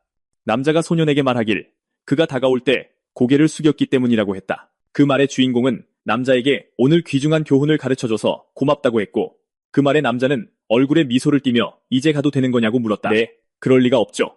남자는 자신의 머리 위를 맴도는 물방울을 보았다. 이야기는 키런이 여행 전에 그에게 중요한 것들을 가르쳐주던 때로 돌아간다. 온갖 종류의 사람들을 만나게 될 것이며 도적이나 이익을 위해 타인을 해치는 것을 주저하지 않는 쓰레기 같은 자들에게는 절대 자비를 베풀어서는 안 된다고 말이다. 그렇게 말한 이유는 동정심으로 살려준 한 목숨이 결국 10명의 선량한 사람들을 해칠 수 있기 때문이었다. 그리고 그 말에는 전적으로 동감한다. 키런은 정말 현명한 사람이다.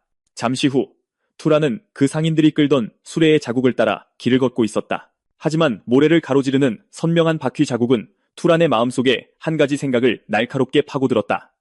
그는 일말의 죄책감도 없이 몇몇 사람들을 처리했다. 죄책감을 느꼈지만 그는 또한 다른 선택지가 없다는 것을 알고 있었다. 키런이 말한 그대로였기 이익을 때문이다. 위해 주저없이 강도질하고 살인할 수 있는 사람들은 살려주면 언제든 기회가 닿는 대로 다른 사람들을 노릴 것이다. 바퀴 자국이 서서히 사라지면서 투란의 혼란스러운 마음도 키런의 가르침을 되새기며 점차 가라앉았다. 그리고 그는 마침내 새로운 세계에 도착했고 물이라는 작은 도시의 눈앞에 펼쳐진 광경에 감탄했다. 잠시 후 그는 그곳을 돌아다니며 한 장소에 얼마나 많은 사람들이 모여 있는지 보고 여전히 놀라워했다. 말할 것도 없이 이곳의 건축 양식은 마을과 완전히 달랐다. 하지만 그런 건 제쳐두고 그는 정신이 팔려서는 안 된다는 것을 알고 있었기에 한 노점으로 다가갔고 그곳에서 가게 주인의 인사를 받았다. 우리 주인공은 손님이 아니었기에 고개를 저었다. 그는 단지 몇 가지 물어볼 것이 있었다. 그날의 회상. 키런이 소년에게 가르쳐준 몇 가지 중요한 것들이 있었다. 그중 하나는 새로운 장소에 도착한 후 가장 먼저 해야 할 일이 여관을 찾는 것이었다. 현재로 돌아와 남자는 손님들을 맡고 있다며 그를 쫓아내고 있었고 그 모습에 소년은 놀랐다. 불과 몇 분 전만 해도 미소를 지으며 자신을 반기던 바로 그 남자였기 때문이다. 하지만 무슨 일인지 이해하는 데는 오랜 시간이 걸리지 않았다. 그래서 그는 사과 몇 개를 가리키며 가격을 물었고 가격은 화폐 단위는 뜻이었다. 처음 들어보는 것이었다. 그래서 남자는 그에게 그냥 가지고 있는 동전으로 내라고 말했다. 그때 우리 주인공은 다시 한번 질문을 반복하며 여관을 물었다. 그러자 놀랍게도 이번에는 남자가 웃는 얼굴로 그 질문에 답해 주었다. 잠시 후 그는 건물 밖에 도착했고 안으로 들어서자마자 리나라는 이름의 여관 직원과 마주쳤다. 드디어 여성 캐릭터가, 그것도 아름다운 캐릭터가 등장했다. 그리고 이 소년이 그녀와 잘 될 수도 있을 것 같다.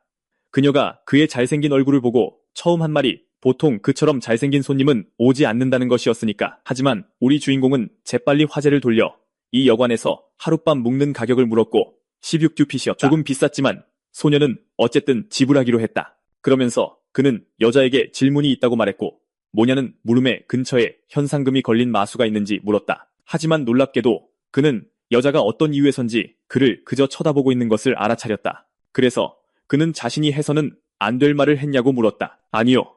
그게 문제가 아니었다. 문제는 그녀가 자신의 가게에서 그와 같은 사람을 보게 될 줄은 전혀 예상하지 못했다는 것이다. 아니, 그가 마술을 찾아다녀서가 아니라 이 세상에서 정보가 공짜라고 생각할 만큼 순진했기 때문이다. 어쨌든 잠시 후 그녀는 그에게 시청에 대해 이야기하고 있었지만 우리 주인공은 그게 뭔지 전혀 몰랐다. 시청을 모르는 사람이 있을 수 있다는 것도 놀라운 일이었다. 그래서 그녀는 결국 그곳이 다양한 공무를 처리하는 곳이며 그곳에서 일하는 관리들은 도시의 영주에게 고용된 사람들이라고 설명해 주었다. 하지만 해가 지려고 하니 지금쯤은 문을 닫았을 것이라며 보수가 좋은 현상금을 찾으려면 내일 아침 제일 먼저 그곳에 가보라고 제안했다. 설명을 마친 후 그녀는 소년에게 그가 마수 사냥꾼인지 물었고 그것은 그에게 새로운 용어였다. 그래서 그는 여자에게 그게 뭐냐고 물었다. 듣자 하니 이 도시에는 일반인이 몬스터를 사냥하면 마법사가 될 수 있다는 소문이 돌고 있었고 이 소문을 믿는 사람들을 몬스터 사냥꾼이라고 불렀다. 하지만 그녀는 그 모든 것이 그저 미신일 뿐이라고 확신했다. 바로 그때 주인공의 어깨에 손이 얹혔고 돌아보니 한 남자가 서 있었다. 그는 자신을 미단이라고 소개하며 그건 미신이 아니라 사실이라고 여자는 소년에게 말했다. 그 남자가 아직도 멀쩡한 것을 보고 놀랐다. 마지막으로 봤을 때 그는 몬스터를 사냥하러 갔기 때문이다. 그때쯤 우리 주인공도 이 소문에 대해 궁금해지기 시작했다. 그래서 그는 남자에게 인간이 마법사가 되는 것에 대해 더 자세히 말해달라고 요청했다. 남자는 마법사들이 몬스터를 사냥할 때 힘을 키울 수 있다고 지적했다. 그러니 일반인도 몬스터의 힘을 흡수하기만 한다면 같은 원리를 적용할 수 있다는 것이다. 적어도 그게 그들의 이론이었고, 그래서 그들 넷은 마법사가 되기 위해 몬스터를 사냥하려 애쓰고 있었다. 주인공은 그들 팀에 이미 마법사가 있는지 물었고 대답은 아니오였다. 이 도시에는 영주 밑에서 일하는 마법사들 뿐이기 때문이다. 주인공처럼 작고 약한 꼬마가 낡아빠진 장비와 제대로 된 장비도 없이 몬스터를 찾아다니는 이유를 물었고, 적어도 몬스터를 마주쳤을 때 자신을 방어할 무언가는 있는지 물었다. 새 총을 꺼냈지만 그건 다 낡아 있었다. 주인공은 그 남자의 말에 동의했지만 몇 번의 사냥은 더 버틸 수 있을 거라고 확신했기에 별로 걱정하지 않았다. 그의 말을 듣고 남자는 자신들의 파티에 새로운 멤버를 찾고 있었다며 함께하자고 제안했다. 놀랄 것도 없이 그들은 멍청이들이었고, 그래서 그는 거절했다. 몇 분 후 소녀는 방에서 자신이 정말로 언덕을 떠났다는 사실을 아직도 받아들이지 못하고 있었다. 사막에서 그 사람들에게 무슨 짓을 했는지 이해할 수 없었고 도시에서 무엇이 기다리고 있을지 궁금해졌다. 바로 그때 문을 두드리는 소리가 들렸다. 그는 재빨리 일어나 누구냐고 물었다. 마을을 떠날 준비를 하던 때로 돌아가서 키어러는 여관에서조차 경계를 늦추지 말라는 또 다른 중요한 사실을 알려주었다. 그는 소년에게 도시라고 해서 무조건 안전한 것은 아니라고 설명했다. 항상 다른 사람을 이용하려는 자들이 있기 때문이다. 현재로 돌아와 그는 만반의 준비를 하고 문을 열기 위해 손을 뻗고 있었다. 하지만 문을 열자 놀랍게도 리나가 미소를 지으며 서 있었다. 그래서 그는 여자에게 무슨 일이냐고 물었다. 네, 대답은 이상했다.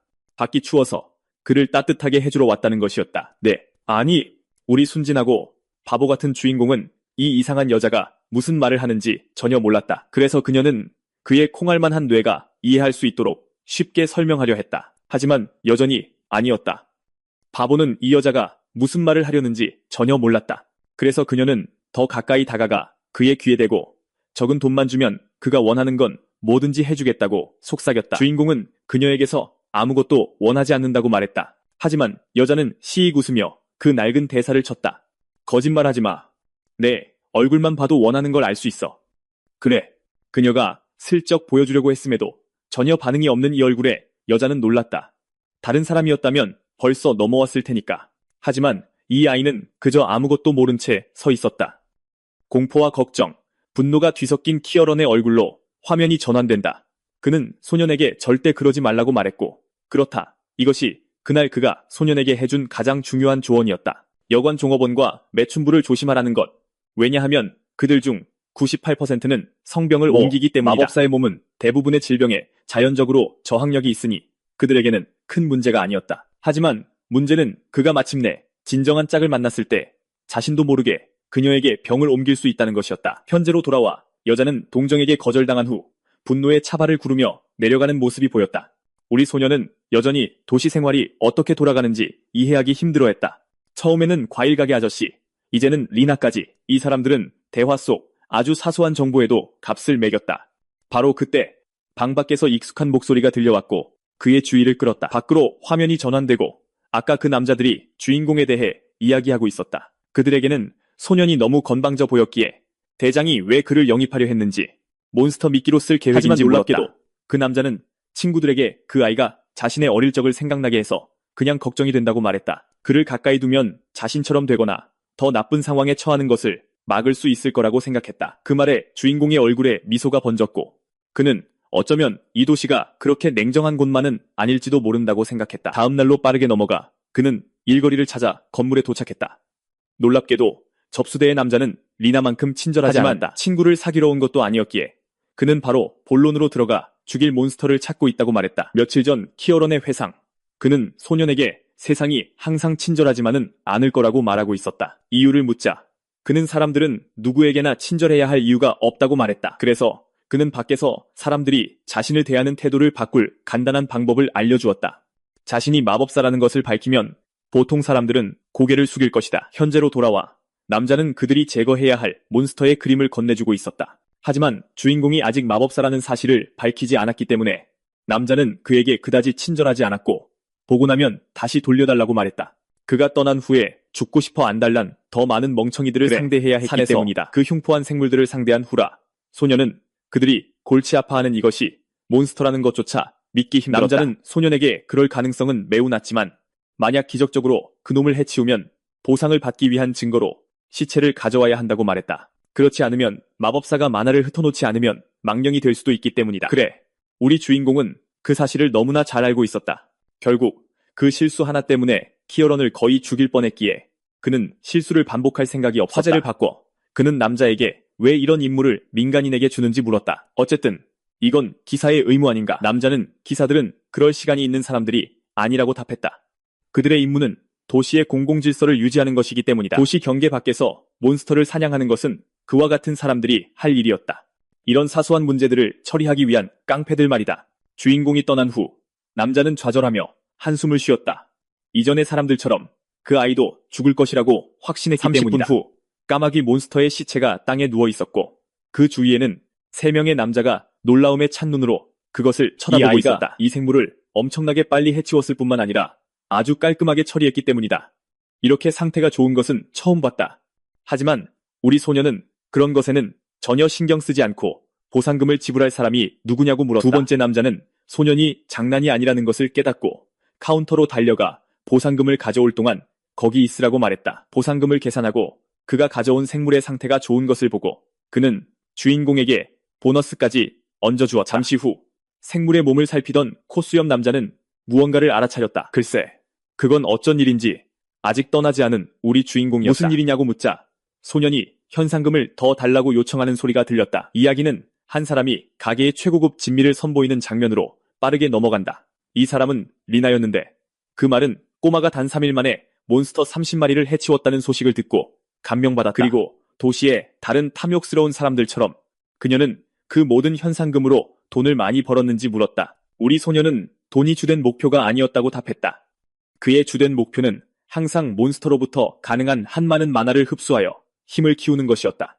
비록 그 임무에는 성공했고 산을 떠난 이후로 힘이 몇 배나 강해진 것을 느낄 수 있었지만 무언가 그를 괴롭히는 것이 있었다. 어쩐지 한계에 부딪혔다는 느낌이었고 그것을 돌파할 유일한 방법은 더 강한 몬스터를 찾는 것이라고 생각했다. 이 비정 마른 아이가 그 모든 것을 혼자서 다 먹어치우는 것을 보고 놀랐다. 특히 리나는 그 많은 지방이 도대체 몸의 어느 부분으로 가는지 궁금해했다. 우리 소녀는 일어서서 그렇게 맛있는 식사를 준비해준 두 사람에게 감사 인사를 하고 쉬기 위해 방으로 돌아갈 준비를 했다. 그런데 그때 갑자기 손이 나타나 소년의 멱살을 잡았다. 돌아보니 깡패처럼 생긴 두 남자가 어디 가냐고 묻고 있었다. 알고 보니 그들은 한동안 그를 쳐다보고 있었고 그가 눈 하나 깜짝하지 않고 그 모든 음식을 먹어치우는 것을 보았다. 그들은 그것이 마음에 들지 않았고 소년이 돈이 많다는 것이 분명했기 때문에 그 돈을 좀 뜯어내려고 했다. 말이 채 끝나기도 전에 소년은 그 바보의 얼굴 한가운데에 갈아태 촉을 날렸고 그의 친구는 겁을 먹었다. 하지만 주인공은 두 사람에게 무서워하지 말라고 말했다.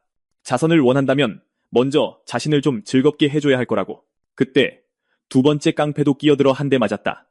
우리 소년은 응수하며 그의 얼굴에도 주먹을 날렸다. 그 뒤를 이어 세 번째 남자가 의자를 들고 소년의 머리를 내리치기 위해 달려들었다. 주인공은 그저 손을 들어 아무런 노력 없이 공격을 막았고 동시에 바보의 머리를 향해 손을 들었다. 그리고 붐! 손가락을 튕기자 남자는 발리우드 스타일로 땅바닥에 곧장 날아가 처박혔다. 그때쯤 이 바보들이 가구를 부수려던 여관 주인 여자는 한계에 다다라 그들 모두에게 여관 안에서 싸움을 멈추라고 소리쳤다. 몇 분 뒤 미다는 부하들의 잘못에 대해 고개를 숙여 사과하고 있었다. 그 앞에는 어떻게 반응해야 할지 모르는 우리의 주인공이 있었다. 알고 보니 최근 돈이 궁했고 그래서 그의 부하들은 며칠 전에 도시에 와서 이미 모든 것이 잘 풀리고 있는 우리 주인공을 질투했던 것이다. 그 남자가 안쓰러워진 그는 상황이 얼마나 나쁜지 물었다. 대답은 더 이상 방세를 낼 수 있을 것 같지도 않다는 것이었지만 그건 그들의 문제였다. 그는 사과하러 왔을 뿐이었지만 막 떠나려던 참에 주인공이 동전 주머니를 내미는 것을 보았다. 놀란 남자가 이유를 묻자 우리 주인공은 전에 보여준 친절에 대한 보답이라고 말했다. 자신을 걱정하고 데려가려 했다는 말에 남자는 당연히 놀라서 누가 그런 말을 했는지 물었다. 우리 주인공은 화제를 바꾸며 이 도시에서 배워야 할 교훈 한 가지, 즉 공짜 돈은 없다는 것을 상기시켰다. 이 돈의 대가로 정보를 원했고 남자는 기쁘게 그가 알고 싶은 것은 무엇이든 말해주겠다고 동의했다. 이야기는 다음 날로 넘어가고 우리 주인공은 다음 도시로 떠날 준비를 하고 있었다. 하지만 먼저 마지막으로 몬스터 한 마리를 사냥해야 했다. 알고 보니 어젯밤은 보람이 있었다. 미단에게서 유용한 정보를 많이 얻었기 때문이다. 남자의 얼굴과 자신을 대한 태도를 떠올리며 그는 카렌만큼 노련하지는 않지만 나이에 비해 훨씬 순수하고 친절해 보인다고 생각하지 않을 수 없었다. 바로 그때 코에 무언가 감지되었고 그는 즉시 돌아서서 그 방향으로 달려갔다. 그곳에 도착하자 그는 주변 나무에 찍힌 거대한 발톱 자국을 발견했다. 하지만 그가 발견한 이상한 것은 그것뿐만이 아니었다. 그의 앞에는 붉은 액체로 뒤덮인 채 미동도 없는 남자의 시신이 있었다. 자세히 보니 미단의 부하 중 한 명이라는 것을 깨달았다. 그때 옆에 있는 또 다른 시신을 발견했고 고개를 돌려 누구인지 확인했을 때 그는 다름 아닌 미단 자신이라는 것을 알았다. 이 모든 것을 야기했는지 알아내려 애쓰는 동안 그는 뒤에서 자신을 부르는 희미한 소리를 들었다. 뒤를 돌아보자 그는 죽기 직전에 한 남자가 무언가에 대해 경고하려는 것을 발견했다. 아니나 다를까 그곳을 쳐다보자 무언가가 그를 쳐다보고 있었는데 그것은 마치 모든 남자들의 생명 없는 시체를 우걱우걱 씹어먹고 있는 토끼처럼 보였다. 이게 대체 뭐야? 이건 토끼가 아니야. 마치 사탄이 술에 취해서 새로운 걸 시도해볼까라고 말한 것 같군. 젠장, 저거 진짜 무섭게 생겼네. 어쨌든 우리 주인공은 눈앞에 서 있는 털복숭이 작은 생명체를 보고도 별 감흥이 없었다. 네, 알고 보니 그가 틀렸다. 그것은 번개처럼 빨랐고 그 사실은 주인공을 소름 끼치게 만들었다. 만약 1밀리초라도 늦었다면 그 생물은 그를 두 동강 냈을 것이기 때문이다. 그 생물이 장난이 아니라는 것을 깨닫고 그는 새총을 꺼내 지체 없이 그 생물을 향해 돌멩이 몇 개를 던졌다. 미친 듯한 속도를 가졌음에도 불구하고 그 생물은 피하지 않았다. 대신 그 조그만 녀석은 자신의 귀를 이용해 날아오는 것들로 야구를 하기 시작했다. 그것이 얼마나 쉽게 자신의 공격을 막아내는지를 보고 우리 주인공은 접근 방식을 바꾸기로 결정했다. 그 녀석은 분명 투척 무기 기술을 방어하는데 능숙했기 때문이다. 하지만 그 생물은 그에게 그런 기회를 줄 생각이 없었고 그래서 다시 주인공에게 달려들었다. 하지만 아직 공중에 떠 있는 동안 그것은 이상한 점을 발견했다. 왠지 모르게 눈앞에 서 있던 주인공이 갑자기 사라졌기 때문이다. 그래서 즉시 급정거를 하고 그가 어디로 도망쳤는지 살폈지만 중요한 것은 그는 도망치지 않았다는 것이다. 그는 몬스터 바로 뒤에 서 있었고 기회가 오자마자 그것을 휘둘러 생물의 목에 그대로 찔러 넣었다. 공격은 효과적이었지만 그 생물은 아직 끝나지 않았고 그래서 귀를 휘둘러 반격했다. 하지만 우리 주인공은 제때 피했고 그 기회를 이용해 다시 한번 혈통 능력을 사용해 자신의 존재를 감췄다. 바로 그 찰나의 순간 토끼는 주인공에게 달려들었지만 그때 그는 이미 사라진 후였다. 그때쯤 몬스터는 광란 상태에 빠져 주인공에게 가기 위해 주변의 모든 것을 파괴하기 시작했다. 하지만 아무리 날뛰어도 그를 어디에서도 찾을 수 없었고 그때 그 일이 일어났다. 갑자기 숲 전체가 고요해졌다. 그리고 잠시 정적이 흐른 후 그 생물은 고통스러운 비명을 지르며 땅에 쓰러졌다. 알고 보니 이것은 처음부터 우리 주인공의 계획이었다. 그는 정면 대결로는 이길 수 없다는 것을 알았기에 그 공격으로 계속 피를 흘리도록 딱 그만큼만 부상을 입혔다. 그리고 그 녀석이 광폭해진 것은 그 과정을 가속화시켰을 뿐이다. 그리고 이제 그 녀석이 마침내 쓰러졌으므로 그는 만화를 흡수하여 끝을 낼 준비를 했다. 그리고 호랑이 떼와 마찬가지로 녹색 안개가 그의 몸으로 스며들기 시작했다. 하지만 그때와는 달리 그가 흡수하는 만화의 양은 달랐다. 그것은 표범과 지금까지 그가 처리했던 모든 작은 생물들을 합친 것보다 훨씬 더 컸다. 그가 끝내자마자 옆에서 같은 남자의 목소리가 들려왔다.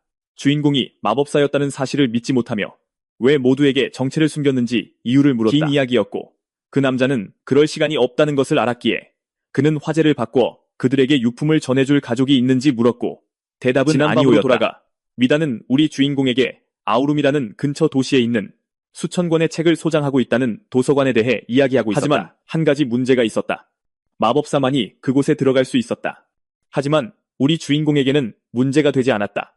잠시 후 그는 남자들의 안식처 앞에 서서 마지막 경의를 표하고 미단에게 그가 언급했던 위대한 도시로 향할 것이라고 말했다. 그는 돌아서서 걷기 시작했다. 미단이 지금 어디에 있든 마침내 행복을 찾기를 바라는 마지막 소망과 함께 이야기는 다시 한번 빠르게 진행되고 그는 이제 도시에 들어가기 위해 줄을 서서 차례를 기다리고 있는 모습이 보였다. 그리고 놀랍게도 그가 이전에 갔던 도시와는 달리 이곳은 훨씬 더 웅장하고 활기찼다. 게다가 그곳에 들어가기 전에 검사를 받는 사람들의 긴 줄이 있었다. 그때 그는 경비병 중 한 명이 어떤 이유에서인지 자신을 쳐다보고 있는 것을 알아차렸고, 아니나 다를까 그의 차례가 되자마자 그 남자는 멈추라고 소리쳤다. 이유를 묻자 그 남자는 들어갈 수 없다고 말했다. 이유는 그의 옷이 너무 더러웠기 때문이었고, 그래서 그 남자는 먼저 먼지를 털라고 말했다. 그 모든 것을 해결하고 그는 마침내 도서관으로 향했다. 그곳은 기본적으로 대대적인 보수가 필요해 보이는 건물을 쳐다보고 있을 때 그는 밖에서 경비를 서고 있던 몇몇 경비병들의 눈에 띄었고, 그래서 그는 그 남자들에게 다가가 자신의 의도를 밝혔다. 남자들은 똑같은 말을 했다. 마법사만 들어갈 수 있다고. 그래서 우리 주인공은 두 사람에게 자신이 마법사라고 말했다. 아니요. 그 낡은 옷과 온몸의 흙, 그리고 함께 나는 역한 냄새를 보고 그 남자는 잠시도 그 말을 믿지 않았다. 그래서 우리 주인공은 자신을 시험해보라고 말했다. 다른 선택의 여지가 없자 그 남자는 그의 몸에 만화가 있는지 감지하기 위해 팔을 들었다. 네, 알고 보니 눈앞에 서 있는 이 아이는 평범한 마법사가 아니었다. 그의 안에는 끔찍한 무언가가 잠들어 있었고, 분명히 그 아이의 몸이 저장하고 있는 만화의 양은 비현실적이었으며, 그 남자는 거의 의식을 잃고 엉덩방아를 찧을 뻔했다. 그의 친구가 즉시 달려와 상태를 확인했고, 그는 이 남자가 평범한 마법사가 아니며 귀족 계급보다도 높다고 지적하는 것을 들었다. 그 말을 듣자 남자의 태도는 180도 바뀌었고, 그는 자세를 바로 하고 자신을 발투스 가문의 기사 케냐라고 소개하며 우리 주인공의 가문을 물었다. 우리 주인공은 그 말에 뭐라고 대답해야 할지 몰라 그 정보가 들어가기 위해 필요한지 물었고, 대답은 아니오였다. 하지만 먼저 한 가지가 있었다. 도서관에 들어가고 싶다면 볼트 가문의 주인에게 허락을 받아야 했다. 다시 한번 몇 시간 후의 미래이다. 그리고 주인공은 호화로운 샤워실에 앉아있는 모습이 보였는데, 그가 그토록 불편해했던 이유는 그를 집으로 환영한 이 사람이 누구든 간에 그의 몸에서 악취를 없애기 위해 온몸을 문질러주는 3명의 하녀까지 붙여주었기 때문이다. 우리 주인공은 이런 종류의 관심에 익숙하지 않았기 때문에 스스로 몸을 씻고 싶다며 여자들에게 멈춰달라고 부탁했다. 하지만 그것은 여자들에게 문제였다. 만약 주인이 자신들이 귀한 손님을 제대로 모시지 못했다는 것을 알게 되면 벌을 받을 것이기 때문이다. 결국 우리 주인공은 그냥 참고 그들이 온몸에 손을 대도록 허락했다. 그들이 끝나자 그 여성은 경외감에 휩싸였지만 이내 정신을 차리고 주인공에게 사과했다. 그녀를 탓할 수는 없지. 그는 새 옷으로 갈아입으니 제대로 된 귀족처럼 보였다. 여성들은 그의 아름다움에 잠시 넋을 잃었기 때문에 재빨리 주인공에게 사과했다. 우리 주인공은 소녀들에게 사과할 필요가 없다고 말했는데 이것 또한 여성들에게는 문제였다. 귀족들에게 그렇게 정중하게 말을 들어본 적이 없었기 때문이다. 그래서 그들은 그에게 너무 편하게 말하지 말아달라고 부탁했다. 그때 옆에서 그의 주의를 끄는 또 다른 목소리가 들렸다. 돌아서자 그는 방으로 걸어 들어오는 붉은 머리의 아이를 발견했는데 내 생각엔 여자아이다. 확실하지는 않지만 어쨌든 그녀는 그가 거지 같은 옷을 갈아입은 후 얼마나 변했는지에 대해 놀라움을 표하고 있었어요. 그리고 그녀의 말투로 보아 그에게 호감을 가진 것 같아요. 즉 우리 주인공에게 반한 건 그 하녀들뿐만이 아니라는 거죠. 그 말을 무시하고 우리 주인공은 자기소개를 했고 그 소녀도 마찬가지였죠. 그녀의 이름은 아젤라입니다. 그녀의 입에서 나온 첫 질문은 그가 어느 가문 소속이냐는 것이었습니다. 우리 주인공은 개인적인 사정으로 그 정보를 밝힐 수 없다고 소녀에게 말했습니다. 그 말은 소녀의 호기심을 자극했고 네, 제 예상이 맞았어요. 그녀는 이 친구에게 호감을 가졌고 그가 얼마나 신비로운지 보고 그의 진짜 정체를 알아내기 위해 작은 게임을 하기로 결심했습니다. 다음 장면, 온 방이 사방으로 뿜어져 나오는 만화로 흔들리고 있었죠. 우리 주인공이 도전을 피할 리가 없잖아요. 그래서 그는 압박을 되돌려줬고 둘의 만화가 서로 충돌하기 시작했습니다. 나머지 사람들에게는 방출되는 압력이 감당하기엔 너무 컸습니다. 그래서 그녀의 남자 하인이 여자들을 보호하기 위해 나섰습니다. 그리고 순식간에 둘 다 멈췄고 그곳은 다시 한번 고요해졌습니다. 아젤라는 그 아이가 가진 능력을 보고 진심으로 감명받았습니다. 얼마나 감명받았는지 그녀의 손이 흥분으로 떨리고 있었죠. 그리고 이 아이가 내면에 숨기고 있는 잠재력을 깨닫고 그녀는 그에게 한 가지 질문을 더 던졌습니다. 바로 자신과 결혼하고 싶냐는 것이었죠. 그 말이 귓가에 닿는 순간 우리 주인공은 발밑이 꺼지는 듯한 충격을 받았습니다. 게다가 그들은 이번이 초면이었고 그는 그녀에 대해 아무것도 몰랐기 때문에 그 바보 같은 질문에 어떻게 대답해야 할지 몰랐습니다. 그가 멍한 표정을 짓는 것을 보고 소녀는 그냥 농담이었다고 말하며 웃기 시작했습니다. 하지만 정말 그랬을까요? 제 말은 그녀가 우리 주인공에게 보내는 저 눈빛 좀 보세요. 그녀는 심지어 자기 옆자리가 아직 비어있으니 생각해보라고 말한 뒤 그냥 돌아서서 방을 나가기 시작했습니다. 혼자 남게 되자 그는 자신의 손을 보았고 손이 떨리고 있는 것을 알아차렸습니다. 알고 보니 그 소녀 자신도 장난이 아니었는데 더 강하지는 않더라도 최소한 그와 동등한 수준이었기 때문입니다. 잠시 후 그는 거물 아우룸의 영주인 러그 발타스라는 남자 앞에 서 있었습니다. 그의 딸과는 달리 그는 별로 열정적으로 보이지 않았고 그래서 우리 주인공은 미래의 장인어른에게 자신을 소개했습니다. 그 남자는 이미 그의 방문 이유를 알고 있었기에 바로 본론으로 들어가서 만약 소문을 쫓아 이곳에 왔다면 시간 낭비라고 말했습니다. 그 도서관에는 놀라운 고대 마법이나 만화를 들리는 비법 같은 건 없다고 말이죠. 우리 주인공은 그런 걸 쫓는 게 아니었기 때문에 그는 그 남자에게 그런 것 때문에 온 게 아니라고 말했습니다. 그 말에 그 남자는 그가 도서관을 사용하도록 허락했지만 도시까지 오는데 긴 여정을 했으니 오늘은 좀 쉬라고 제안했습니다. 다음 날로 넘어가고 우리 주인공이 그곳으로 걸어 들어가는 모습이 보입니다. 어제 무리했던 바로 그 두 경비원이 이제는 존경의 의미로 고개를 숙이고 있었죠. 건물에 들어서자 그는 그 광경에 할 말을 잃었습니다. 그곳은 평생 본 적 없는 곳이었기 때문이죠. 바로 그때 옆에서 그를 부르는 목소리가 들렸습니다. 네, 이 작가는 분명 로리콘이 틀림없어요. 어쨌든요, 바로 이 아이가 사서인데 영주가 그에게 규칙을 설명하고 이곳저곳을 안내해주기 위해 이곳에 배정한 사람입니다. 다 좋았지만 우리 주인공은 이 도서관의 사서가 어린아이라는 사실에 더 놀랐습니다. 하지만 그 아이는 규칙을 설명하기 시작했습니다. 첫 번째는 만약 무언가를 손상시키면 그것에 대해 값을 치러야 한다는 것입니다. 두 번째 규칙, 책을 밖으로 가져갈 수 없습니다. 그리고 세 번째이자 가장 중요한 규칙은 그녀가 그림자처럼 그를 따라다니며 그의 모든 움직임을 감시할 것이고 그는 이 문제에 대해 발언권이 없다는 자신의 것입니다. 의사를 분명히 밝힌 후 우리 주인공은 책 몇 권을 가지러 가기 시작했고 소녀에게 몇 권 고르는 것을 도와줄 수 있는지 물었습니다. 소녀는 괜찮다며 그가 무엇을 찾고 있는지 물었습니다. 로맨스나 역사책인가요? 아니면 그가 얼마나 젊은지를 감안할 때 좀 더 짜릿한 건 어때요? 네, 우리 주인공은 소녀가 무슨 말을 하려는지 정확히 알았고 그래서 그는 세상에 대한 기본적인 상식과 그것이 어떻게 돌아가는지에 대한 것이 필요하다고 말하며 그 말을 일축했습니다. 다음 장면, 책 한 무더기가 테이블 위로 던져졌고 이것들이 그녀가 그를 위해 처음으로 골라준 책들이었습니다. 대부분 그가 배우고 싶어하는 정보가 담겨 있었기 때문이죠. 알고 보니 이번이 그의 인생에서 실제로 책을 손에 쥐어본 첫 번째였는데 평생 책을 본 적이 없다면 어떻게 읽고 쓸 수 있는지 전혀 말이 안 되죠. 어쨌든 그는 이 물건들 안에 담긴 지식의 종류를 보고 놀랐습니다. 그래서 그날 이후로 투라는 매일 같은 일과를 반복하며 새로운 것을 배우기 위해 도서관을 방문했습니다. 그 덕분에 그는 세계의 지리와 이곳에 사는 다른 종족들에 대해 훨씬 더 잘 이해하게 되었습니다. 그리고 알고 보니 이 세계에는 인간을 간식으로 만들려는 흉측한 괴물만 있는 것이 아니었습니다. 기회만 주어진다면 기술적으로 사람을 잡아먹을 픽시나 인어 같은 다른 종족도 있습니다. 하지만 최악의 죽음은 아니죠. 그뿐만 아니라 그는 다양한 물품이 어떻게 제조되고 가공되는지에 대해서도 많은 것을 배웠고 심지어 옛 제국시대의 괴물과 유물에 대해서도 배웠습니다. 그가 얻는 지식 하나하나마다 한때 미지의 공간처럼 느껴졌던 세계가 그에게 더 명확하고 생생해졌습니다. 러그 발타스에게로 장면이 전환되고 그는 주인공에게 도시에서 잘 지내고 있는지 도서관 방문은 어떤지 묻고 있었습니다. 우리 주인공은 그 남자에게 자신이 배운 모든 것과 읽고 있는 책들 덕분에 어떻게 자신을 발전시킬 수 있었는지 말했습니다. 그 남자는 그가 잘 활용하고 있다는 사실에 기뻐했지만 한 가지는 분명히 했습니다. 그가 도서관을 사용하도록 허락받은 이유는 호의의 표시였으며 그는 그 호의에 대한 대가를 기대한다고 했습니다. 네, 우리 주인공은 오래전에 그 교훈을 배웠기에 대가로 무엇을 원하는지 물었습니다.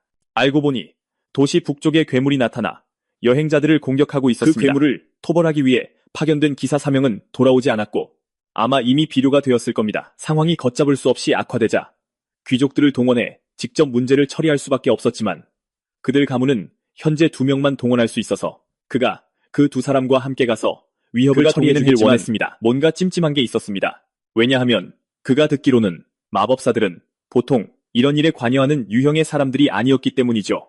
적어도 그 남자가 그렇게 말했으니까요. 러그 발타스는 막힌 길이 아우룸에게 중요한 교역로이며 열흘 동안 폐쇄되었기 때문에 그들은 문제를 신속하게 처리하고 해결할 수밖에 없다고 설명했습니다. 네, 알고 보니 그가 그때 그렇게 쉽게 도서관을 사용하게 해준 이유는 그가 도착하기 전부터 이미 이 문제로 골머리를 앓고 있었기 때문이었습니다. 그래서 그는 그에게 빚을 지게 해서 때가 되면 이용할 수 있도록 하려고 했던 것입니다. 이야기는 바깥으로 전환되고 우리 주인공이 소규모 마법사 부대와 함께 도시를 나서는 모습이 보입니다. 그 남자가 말했던 두 귀족 중 첫 번째는 그의 딸이었고 두 번째는 조연 얼굴을 한 남자였습니다. 아젤라는 아버지가 괴물 사냥에 손님까지 동원한 사실에 짜증을 내고 있었습니다. 자신들만으로도 충분히 처리할 수 있다고 우리 주인공은 때문이죠. 사과하며 자신이 그렇게 믿음직스럽지 못하냐고 물었습니다. 소녀는 그게 아니라고 말했습니다. 그녀는 단지 아버지가 간단한 문제를 가지고 너무 호들갑을 떨고 있다고 말하는 것이었습니다. 하지만 그녀의 친구는 손님들 앞에서 영주님을 까다롭다고 말하지 말라고 조언했습니다. 네, 누가 그에게 뭘 물어봤다고. 그녀는 그를 제자리로 돌려놓기 위해 그저 쏘아봤습니다. 어쨌든 그는 우리 주인공에게 몸을 돌려 자신을 또 다른 마법사인 마빈 발타스라고 소개했고 어쩌고저쩌고 어차피 몇 장면 뒤에 죽을 테니 아무도 신경 쓰지 않는 하지만 그런 평범한 이야기들을 그의 했습니다. 헛소리를 들어줄 기분이 아니었습니다. 그래서 그녀는 바보에게 시간 낭비하지 말고 이거나 찾자고 제안했습니다. 그녀는 그 후에 잠을 좀 자고 싶었기 때문이죠. 와우. 알고 보니 바로 이 사람이 아젤라의 남동생이었습니다. 저는 그 남자가 그녀를 짝사랑하는 줄 알았어요. 그는 우리 주인공에게 자기 누나에게 관심이 있냐고 묻고 있었습니다. 그리고 우리 주인공은 즉시 그 남자에게 아니라고 말했습니다. 그리고 웬일인지 그 남자는 그 말을 듣고 안심했다고 말했는데 제가 보기엔 꽤 의심스럽네요. 바로 그때 그들은 멈추라는 아젤라의 목소리를 들었습니다. 앞을 보니 부서진 수레가 길을 막고 있었습니다. 현장을 자세히 조사한 후 그들은 이것이 바로 그 괴물의 소행이라는 것을 깨달았습니다. 그리고 그들이 이미 이쪽에서 길을 막았기 때문에 이 사람들은 아마 남쪽에서 왔을 것이고 결국 괴물의 양식이 되고 말았을 겁니다. 우리 주인공도 그 지역을 살피고 있었고 잠시 주위를 둘러본 후 그는 일행에게 이 짓을 한 생물이 원숭이라고 말했습니다. 네, 그 원숭이라는 부분이 소녀의 흥미를 끌었고 그래서 그녀는 어떻게 그렇게 확신하냐고 물었습니다. 그래서 그는 마차에 있는 사람의 것과 닮은 손자국을 가리켰습니다. 그리고 그가 보기에 그 생물은 배를 채운 후 숲으로 들어간 것이 확실했습니다. 그래서 만약 그들이 흔적을 찾아 추적한다면 해가 지기 전에 따라잡을 수 있을 것입니다. 하지만 문제는 그들 중 누구도 그런 종류의 마법을 사용할 수 없다는 것이었고 그게 문제였습니다. 아마 그들에게는 문제였겠지만 우리 주인공에게는 아니었죠. 그는 사냥개 같은 코를 가지고 있어서 냄새나는 천 조각을 집어들고 냄새를 맡기 시작했습니다. 하지만 소녀는 그것이 그의 혈통 능력인지 궁금했습니다. 우리의 주인공은 아니라고 대답하며 그냥 많이 사용하다 보니 자연스러워진 것이라고 했습니다. 아니나 다를까 그 물건의 냄새를 한 번 맡자마자 숲으로 이어지는 흔적을 즉시 발견했습니다. 잠시 후 그들은 흔적이 끝나는 수원지에 도착했는데 이는 그 생물이 이동하기 전에 몸을 씻었다는 것을 의미했습니다. 이것은 아젤라에게 새로운 것이었는데 추적을 피하기 위해 짐승이 자신의 냄새를 지우는 것은 들어본 적이 없는 일이었기 때문입니다. 하지만 우리의 주인공은 보이는 것보다 더 많은 것이 있다는 것을 알고 있었습니다. 역시나 그는 그 지역에서 풍겨오는 똑같은 희미한 냄새를 감지했고 함정에 빠졌으니 모두 경계하라고 소리쳤습니다. 맙소사, 저건 원숭이가 아니잖아. 저건 진격의 거인에서 튀어나온 것 같았고 설정에 충실하게도 그놈은 손에 돌멩이를 한 무더기 쥐고 있었습니다. 네, 병사들은 저놈이 뭘 하려는지 깨달았지만 이미 엄폐물을 찾기엔 너무 늦었고 그놈은 단 한 번의 공격으로 몇몇을 해치웠습니다. 우리의 주인공은 피했지만 소녀와 그녀의 오빠를 돌아보고는 얼어붙었습니다. 그 빌어먹을 남매가 자신의 부하들을 방패 삼아 목숨을 구하고 있었기 때문입니다. 그리고 그들의 목적이 다하자 그녀는 부하들을 옆으로 내던졌습니다. 바로 그 순간 어머니의 말이 다시 한번 그의 마음속에 울려 퍼졌고 그는 귀족에 대한 어머니의 말이 옳았다는 것을 깨달았습니다. 소녀는 남은 병사들에게 저놈을 공격하라고 소리쳤습니다. 그녀의 명령에 따라 그들 모두는 죽음을 향해 돌진했습니다. 놀랍게도 그 생물은 반격하는 대신 반대 방향으로 달리기 시작했습니다. 놓칠 수 없다는 것을 깨닫고 두 남매는 추격에 나섰습니다. 하지만 그놈은 너무 빨랐고 그들은 놓치기 시작했습니다. 바로 그때 소녀의 얼굴 옆에 무언가 나타났고 그녀가 그것이 무엇인지 인식하기도 전에 그 발사체는 마하 7의 속도로 그리고 그녀를 스쳐 지나갔습니다. 그 물체가 무엇이든 간에 그것은 너무나 강력해서 그 생물의 등을 때리고 아무런 힘도 들이지 않고 반대편을 꿰뚫었습니다. 놀란 그들 모두가 누구인지 보려고 돌아섰을 때 우리의 주인공이 그들에게 천천히 걸어오는 것을 발견했습니다. 그리고 이 귀족들이 얼마나 잔인한지를 두 눈으로 직접 본 후 그의 내면에서 무언가가 확실히 변했습니다. 오늘 준비한 내용은 여기까지입니다. 여러분 재미있게 보셨기를 바랍니다. 재미있으셨다면 영상의 좋아요를 눌러주세요. 그리고 다음 이야기가 궁금하시다면 구독 버튼을 눌러주세요. 다음 시간에 뵙겠습니다. 건강하세요.